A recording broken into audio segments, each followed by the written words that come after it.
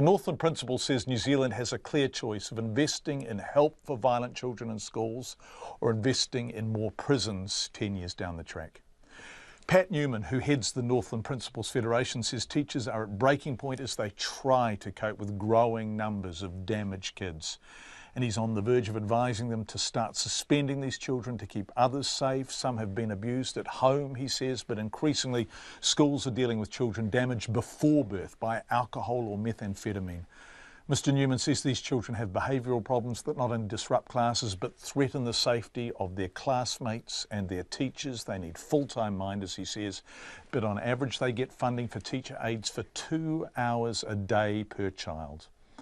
Our Northland reporter Lois Williams asked Pat Newman exactly what he's dealing with in his school, and he produced a behaviour log for one boy who's already been expelled once by another school. His behaviour is in fact improving, he says.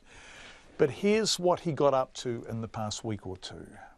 All right, so let's go through the log. It starts off with offences listed as verbal violence and physical violence. What did he do? The verbal violence is the threats of hitting, the threats of that, the best Anglo-Saxon vocabulary you would ever heard. This is to the other children or to the teacher? Children, teachers, paraprofessional. About the only one he doesn't do it to is me. So in the first instance, he pushes somebody down the stairs. Yep.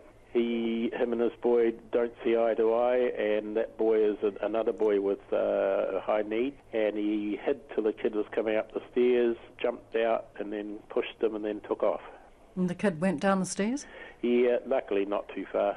So he wasn't badly hurt? No, but could have been. The potential is huge, and this was actually going into school in the morning before he clicked into the paraprofessionals. Okay, so this is before he even gets into the classroom? Yes. And his next action is to pick up a chair and throw at the same boy? Yes, that is an irregular.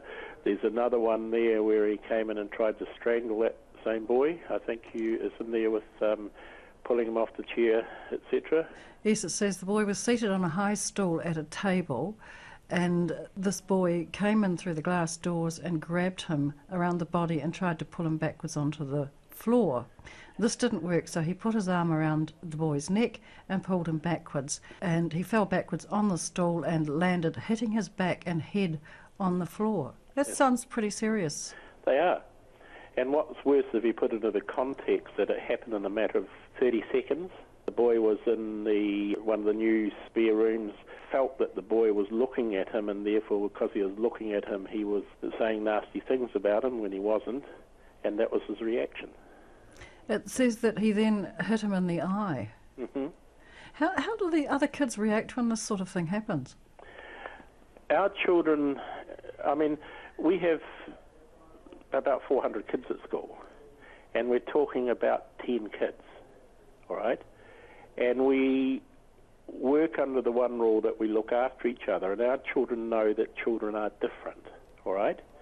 And so they do have understanding about it, but they are also always having to keep the eye out that they're not ones catching getting caught up in the harangues.